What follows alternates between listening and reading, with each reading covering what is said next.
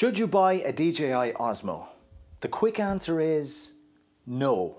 But that's only if you want a camera that does absolutely everything. But if you want a camera that you can bring with you whilst you're doing an activity or something, well then, maybe you should check out the DJI Osmo.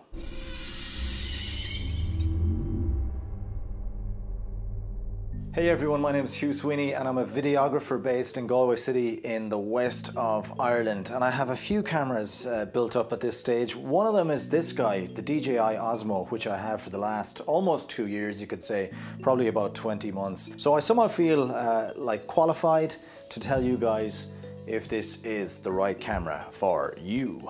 When I got the DJI Osmo first, this type of technology was a relatively new technology. There wasn't that many gimbals around. It was sort of the first that I'm aware of, the first of its kind, and even still today, there aren't really that many cameras with an inbuilt gimbal and an all-in-one handheld unit like this. Now, of course, with the improvement of mobile phone video quality, there's a lot of gimbals aimed at the mobile phone user. You might have seen the Osmo Mobile and, of course, the Giantech Smooth Q. So you would beg to differ why you would buy something like this, which costs about 600 euros, 750 for the Osmo Plus, why you just wouldn't buy a cheaper gimbal and just put your mobile phone on it. There is a reason you should go for this camera, but it's depending on what you're gonna do, and I'll get to that very, very soon. Now, when I first saw this DJI Osmo, I was very intrigued by it. It's gonna save me buying like a GH4 and a Ronin, something that's gonna cost like 3 grand. So immediately I thought it was gonna be a great tool for my workflow. Of course, it could shoot 30 frames a second in 4K, not bad. Also, it can shoot up to 120 frames a second in full HD, even though that's windowed, but it could shoot 60 frames a second in full HD using the full size of the sensor. But after unboxing this camera and using it for the first time, I realized that there was one thing really limiting this camera, and that was its low light performance. When I opened it and unboxed it and set it up and got the first few shots, it was indoors, illuminated like this at nighttime, and I noticed that straight away the image was terrible. And these cameras with these small little sensors, that little 1.23 sensor, I think that's what it's called, 1/2.3, a really small sensor, same as a GoPro sensor, very, very small. It needs a lot of light. Now, just to give you an idea how small this sensor is, you can fit 9 of these sensors into a sensor the size of the MFT sensor, which is in this Micro Four Thirds camera. If you're looking for a camera that you want to bring with you and vlog and do like a multitude of type shots, including outdoors and indoors, I would not recommend the DJI Osmo. I would far quicker recommend a really cool point and shoot style vlogging camera with a flip out screen.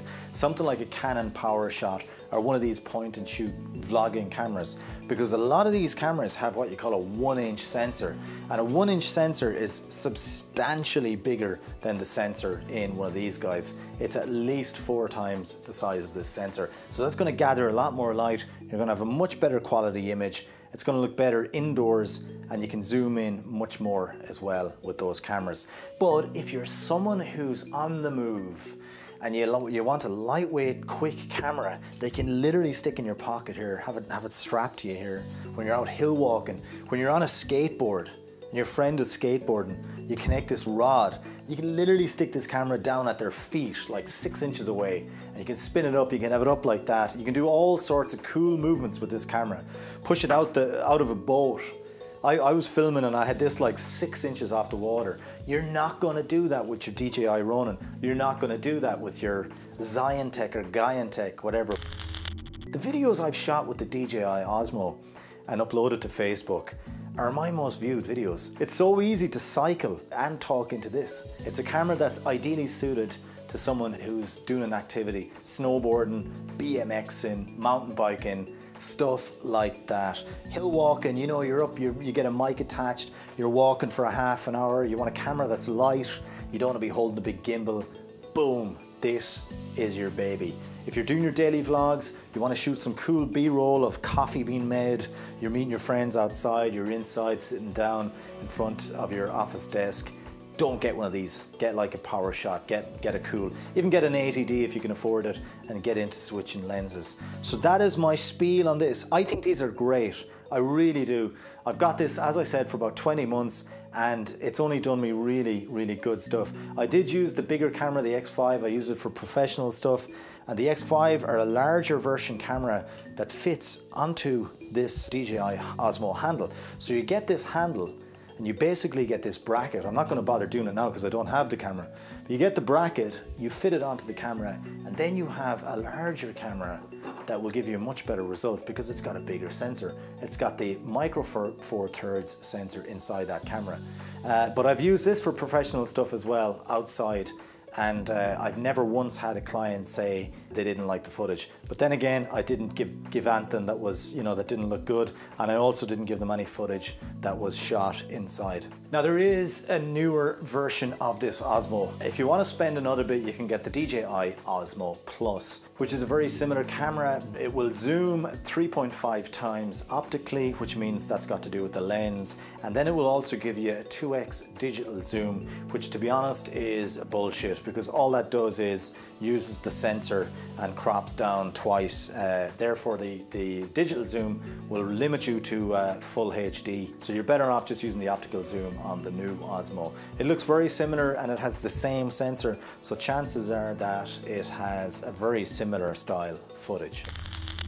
When I first bought the Osmo, I was very interested in all the accessories that comes with it. Brilliant accessories, in fairness, most of which join onto this what you call a rosette fixing on the side of the Osmo.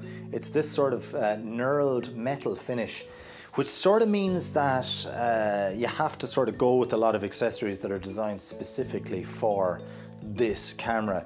Now, just to give you an idea of a few accessories I got when I first bought the camera, I got this guy here, which is a suction cup bracket which fits on your windscreen of your car, and you can get really cool shots with this in your car. Now, I will say that I haven't really used that a whole lot. I have used it more so for my DSLR because it's quite well built. It's very rugged and it gets a great grip on the car. Now, it's about 50 euros, which, looking at the componentry in it, is actually a really good price. But just bear in mind that if you buy this, you may not use it as much as you think. I find in the car, just the GoPro is just so convenient, because with this guy, there's a lot of fiddly bits, and your camera, the Osmo, tends to move as well. So just make sure that you use it. Here's another accessory that I bought that I would not recommend buying. This is the bicycle mount. This goes onto the handlebar of your bicycle, and it's got this spring-loaded piston which apparently absorbs the shock. As soon as I used it, the little bracket that meets up with the rosette just fell off randomly, and I couldn't use it after that, so I wasn't too impressed. Now, it is a nice device, but I don't think that an Osmo is very suited to putting on the handlebar of a bike, so you might not use that, and it's about 60 euros. You can get this guy here if you want to just shoot and clip on a microphone or clip on other devices. It's not very flexible. It's finished in black. Can you see that? This is the bracket that comes with the Osmo, okay? If you want to shoot with a microphone, all you got to do, I know this is old hat now, a lot of people know this already. This is so 2016. You get your mic going on here. So your phone is in there if you want your phone in there. But if not, you get your mic in there. You can still use it with the microphone. You don't need to use the Osmo with the phone if you've got it set right. This is the Rode VideoMic Pro. You can be chatting to yourself, vlog style, flip it around like that, do an interview. It's connected here into the front of your Osmo. That is one of the best accessories. That black clip and that Rode VideoMic Pro. You got the extension rod, which you can connect to the camera. Let's see, that's the extension rod right there. Look at that for a wide angle lens. This guy is good, but it's a little bit fiddly, and it's hard to know if it's tight, and it's one of these devices that's not very enjoyable to use. If you want to put a mic on, you can have your Osmo up here, and you're going to need a cable, and you're going to have your microphone on there at the bottom. Look, it's actually a quality device, but it's just, as I said, it could be a little bit better. But definitely this the microphone and the microphone clip, and of course batteries. You're always going to need batteries. That's your battery right there. I would say get an extra 1 or 2 batteries. I've seen other videos where guys have said, oh, don't get this camera, it takes too long to set up. I'm going to show you exactly how quick you can set up an Osmo. Now bear in mind, it's when you're shooting without the phone. Okay, boom. This is all you do. Boom. That goes there, that goes there. Unlock it, switch it on. Now I've got this set to 2.7K at 30 frames a second, and now the camera is switched on and ready to record. So now it's recording. I mean, that only took a couple of seconds, and I know that the exposure is going to be fine because it's automatic and all that. It is basically a rather wide field of view. You don't need to be that accurate with where you're pointing it, and you just get used to pointing it. You get used to, and you get used to pointing it at yourself like that. And there's a joystick you can move around, and you can just tweak it just like that. Just like that, yeah, just like that.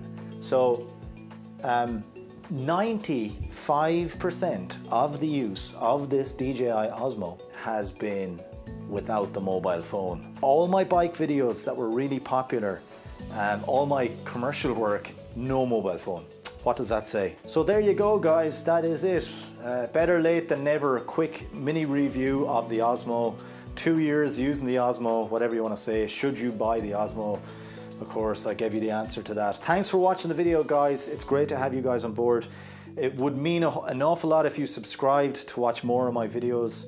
I know I haven't been doing regular videos here on the YouTube channel because of other commitments, but as I said enough times, I really want to make more videos, and if you subscribe, it would mean a lot. Check me out on Facebook as well, facebook.com/Hugh Sweeney Filmmaker, and on Instagram, Hugh Makes Films on Instagram, and I'm on Twitter as well, you'll find me there. So yes, there you go, DJI Osmo. Come back for the next video. Peace!